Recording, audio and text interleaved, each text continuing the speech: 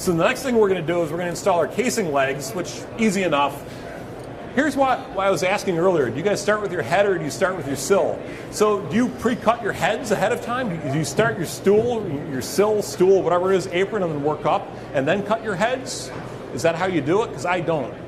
What I do is I go through and I measure all the windows in a house, or a lot of times what we'll do is we'll order windows for a project, and before the windows even are delivered to our shop, we've pre-assembled, we've pre-built all of the components, all the trim.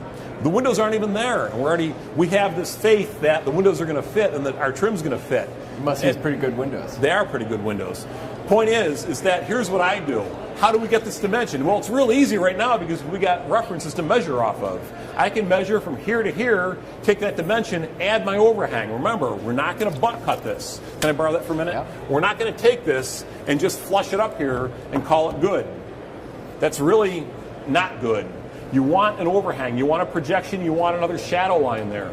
So how do you get that dimension?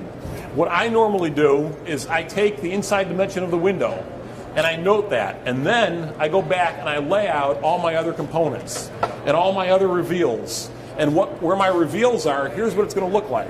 I got a 1/4 inch reveal or a shoulder here. I got a 1/4 inch reveal or shoulder here. I got a 3.5 inch wide casing here. I got another 1/2 inch projection here times 2. And I take that and I put it on a gauge block. Remember I just talked about my reveals. Here's 4 times my reveal, right here. Here's my casing, here's my casing.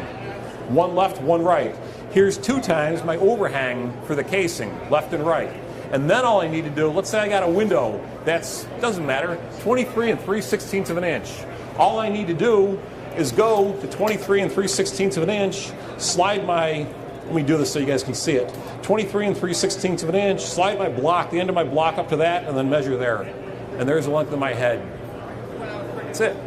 Alternatively, what I'll do a lot of times is I'll find out what that measurement is, and then I just come over and I'll hold my tape at 7.5 or 9.5, what it is over here, and then take my measurement, and that gives you my overall distance. Exactly. So let me back up. So the question was, so we've got a piece of 5/4. We'll talk about this pack out in a minute. I'm not going to go there yet, but we're going to talk about the 5/4. So he was saying we've got typically a piece of 5/4, maybe we've got 3/4 here, so we got like a 1/4 inch shoulder, right? So what you're asking, if I'm not mistaken, is are we not going to take that and bring it around? Not necessarily. Because what I tend to do is I tend to study historic details, but this would be more of a craftsman style casing, and they often didn't just do a 1/4 inch. This would be a 1/4 inch extension or projection beyond the plane of the casing.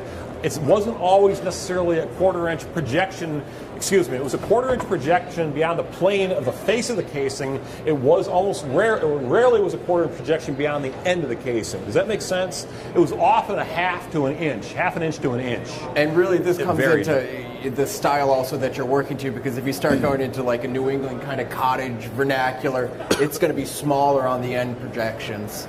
I've seen a lot of older homes where it's actually flush, so it'll have a 5/4 head like that, and it'll be flush on the ends. Right. It all depends on what you're working on. And this is really difficult. Let me tell you right now, this is difficult because what's going to happen is this joint in here is going to open up more than likely, unless you can actually reinforce it. This is going to be a problem down the road. Especially if it's painted, because you're going to have materials that are expanding and contracting at slightly different rates in many cases, and it's going to show as a crack through the paint. That's why shadows and projection. That's character and charm in New England. You charge extra for character and charm. Right. So that's our approach. Okay? So a couple other things going on here.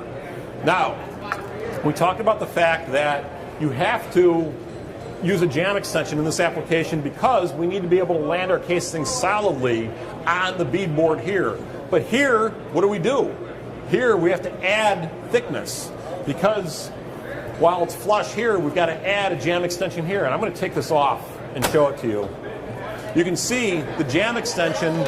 Now the jam extension on the window is obviously attached to the jam, but we need a jam extension pack out, if you will, on this edge as well to keep this in plane. So a couple things here. First off, if you have to do this, and this is what we always ask, is there a better way to this? This is how we do it. We will typically glue and pin nail this strip on there. I'm really reluctant to do this with paint grade work because it's been my experience, similar to the detail we just talked about with that head, that this is going to open up just a hair. And if it's painted white, and even if it opens that 128th of an inch, it'll end up just as a crack in the paint line right there. And it looks terrible. So very often what we'll do when we're faced with these situations is we'll go ahead and we'll use this type of casing, but then we'll add a backband to it. Everyone knows what a backband is. So the edge of the backband wraps around and lands on the wall. And if we have to custom make it so we get a deeper leg to accommodate that pack out, we'll do that. And then this becomes nothing more than a shim. And in some cases, we don't even actually, we'll float it within reason, depending. Alternatively, depending on what it is now, a lot of times I skip doing that now, and I'll use the PVC trim screws that have the reverse thread at the head of them. If you run those in, it allows you to actually dial that piece of material in and out while it's solidly fastened. And I'll dial it out so that my reveals are even, and then I'll just come in, and if need be, I'll use backer rod or a sealant joint right down here and let that be handled by the painters. Yep. So I'd rather see a little bit of a sealant joint there than a crack later. Right. And you can paint that to the color of the wall if you want, or whatever. There's no real hard and fast rule, I don't think. Here's another place that is going to become a potential challenge for you. And this is that same head casing or the cap or whatever you want to call it, shown on the flat. But now here's our pack out or build up on the top. You're probably not going to really see that unless it's on the first floor and you got a staircase or something looking down on that. But this becomes a real challenge. This is where self-returns will save you. Here I just took and I tacked, and I should have done both, but I'm showing only this pack out here. Here I've taken, and we've got end grain showing here, which, depending on the project, end grain is not necessarily a bad thing. There's, it used to be that you should never see end grain on a finished If it's properly prepped and painted, it's really not an issue. And it depends on the style too. I mean, in the arts and crafts movement, you see a lot of end grain. They kind of accented it. But here in this application, we have end grain, and then we've got edge grain for our pack out. So if I had simply done this and cut, and let me do this so it actually looks presentable. If I had simply taken this and cut a miter on this, like so, I could have done a self-return, and I could have hidden all of that, and I could have made the self-return longer than the thickness of the material I'm working with. I could have made it that 1/4 inch longer to accommodate for this. So again, plan ahead. But this is something that really works well to hide all of that. You probably can't get away from this, but you can get away from this. Does that make sense? Okay. All right. So self-returns are really cool. Self-returns really kind of give your project that finished look.